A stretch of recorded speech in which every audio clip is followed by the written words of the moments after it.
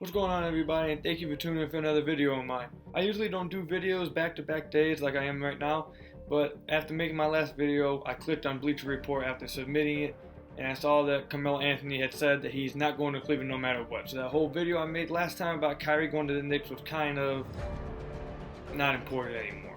So since my last video wasn't really relevant anymore, I decided to come back with a video today that had a little bit more relevancy to the NBA going on right now. And for you Pistons fans, yes, I'm going back to talking about our Detroit Pistons. And I'm going to be asking one very important question to all the Pistons fans out there. Should our starting small forward for the upcoming season be Stanley Johnson?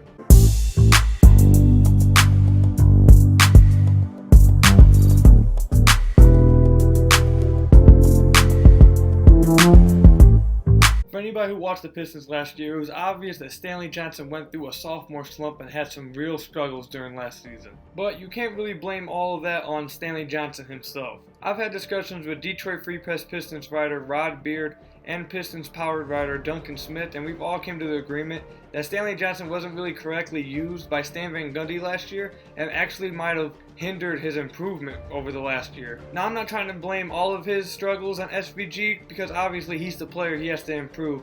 But you could definitely see from early on that Stanley definitely had his confidence taken away, and it seemed like that he was on a much shorter leash than he was his first year. Actually, let me take away that confidence part. Could I actually mention something like that to Stanley himself on Twitter when talking about the way Stan Van Gundy was using him, and he replied with me emphatically saying that there's no way he can lose his confidence. And I partially agree with Stanley because his confidence was the reason why during his rookie year I was going out on a limb saying that he'd be the best Piston player in just a few years. But I don't care how confident you are, if the coach doesn't believe in you and he shows that he doesn't believe in you, it definitely hinders the way you play out there on the court, and you're not going to play as freelance as you usually would for a coach that puts his trust into you. But after trading Marcus Morris for Avery Bradley and letting KCP walk, there's now an opening at small forward for a new starter to come. And that starter should be Stanley Johnson.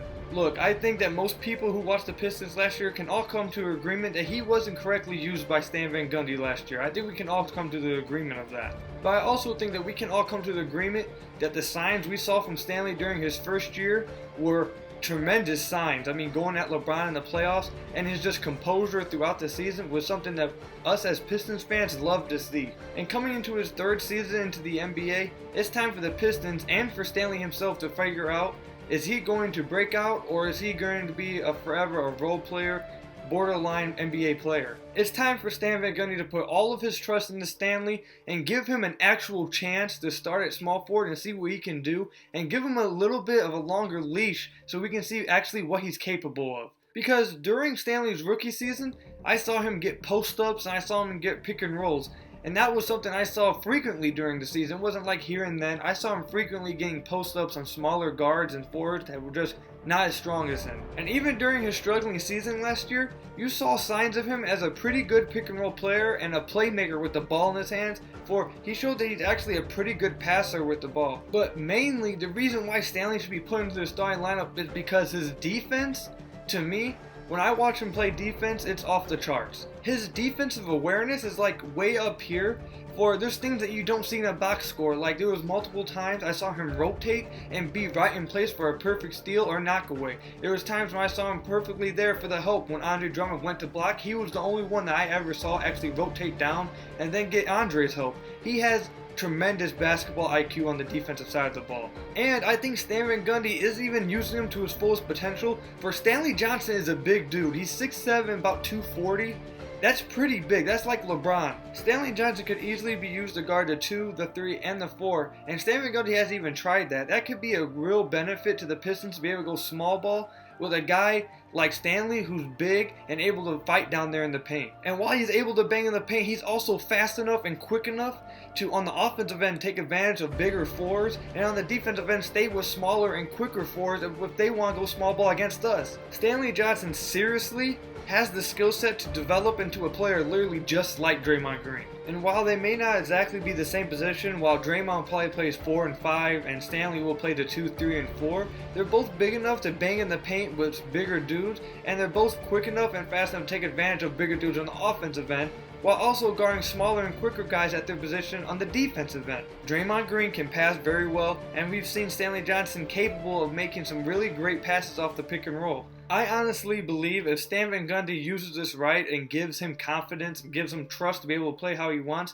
Stanley Johnson could be a major piece for the Pistons moving forward. And if Stan Van Gundy's telling the truth and everyone within the Pistons organization is telling the truth about Reggie Jackson's knee going fine and being okay, imagine a lineup with Reggie and Andre doing the pick and roll and Reggie back at his 2015-2016 self, with Avery Bradley ready for a kick out and Tobias Harris also ready to take some of the pressure off of Reggie with the ball in his hands, and then flip it to the defensive end with Avery Bradley and Stanley Johnson on the wings guarding people. That is like scary defense. For much of last year, I was on Twitter begging Stan Van Gundy to let me see a lineup with KCP and Stanley Johnson in at the same time, because I thought them on defense on the wings would be absolutely terrifying for other teams. So imagine Stanley and Avery Bradley, who's a better defender than KCP was, on the wings. I mean, that's just like, I love defense, and that's something that is like picture perfect for me. That's something I would love to see. These are all reasons and ideas that support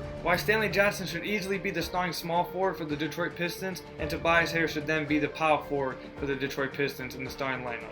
And if you're not as big as a fan and love Stanley Johnson as much as I do, and I wouldn't expect most of you guys to love him as much as I do, because I'm a big fan of Stanley. He's one of those players that I'd love to be able to meet and sit down with and just talk to, because his play style is like how I wanted to play when I played high school ball, and when I go out and play, he kind of mirrors the same way I'd like to play. I'd love to be able just to meet with him. He's one of my favorite players in the NBA. There's simply just one other reason that should honestly just put Stanley Johnson in the starting lineup, no matter how you think of him. I mean, Pistons fans, do you guys really want to see another year of Jon Leuer in the starting lineup? You know what? Let me go ahead and put these 3D glasses on while I talk about Jon Leuer in the starting lineup, because that's how laughable that is. Jon Leuer played terrible for the last half of the season when he was in the starting lineup. That's something I refuse to ever see again. I'd rather put myself in the starting small forward spot than see Jon Leuer start the power forward spot and Tobias at the 3 again. That's just something I refuse to see again. I think I can speak for all Pistons fans when I say either trade Jon Leuer or keep him on the bench. Just keep him away from the starting lineup, please.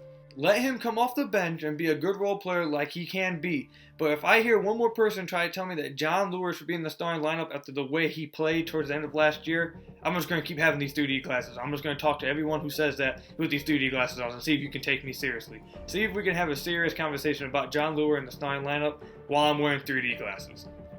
Well, so now that we're done talking about him in the starting lineup, I can end this video saying that Stanley Johnson should definitely 100% be the starting small forward for the Pistons this year and for the foreseeable future. And that is something I'm just so excited about, because I've been waiting for this since his rookie season. I've been waiting to see Stanley in the starting lineup because I believe in him 100% and believe in what he'll be for the Pistons moving forward. So what do you think, NBA fans, and most importantly, Pistons fans? What do you guys think? Do you think Stanley Johnson should be the starting small forward for the Pistons this upcoming season? Let me know in the comment section below what you guys think and any other suggestions you guys have for the Pistons starting lineup if it doesn't include Stanley Johnson starting a small forward.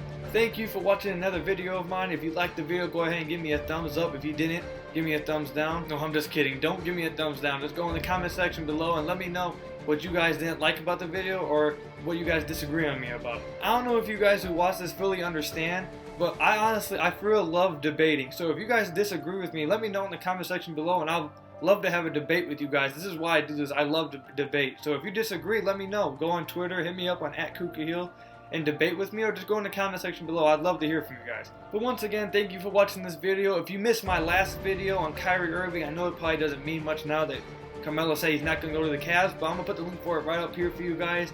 I talk about why I think Kyrie should go to the Knicks. And if you want to check out my other video talking about my favorite player, Derrick Rose, going to the Cavs and how he can help him, I'll put the link for that up here for you guys as well. That's a really good video. Go ahead and check it out. I've had a lot of good feedback on it. You guys should really go check it out if you're interested in it at all. And lastly, once again, go ahead and follow me on Twitter, add me on Facebook, go ahead and hit me up on Snapchat. You guys can add me on all those social media accounts. I'll have all of that in the description below if you want to go check that out. And that's all I have for you guys today. Thank you for tuning in for this video, and I'll see you guys in my next video. Have a great day, guys.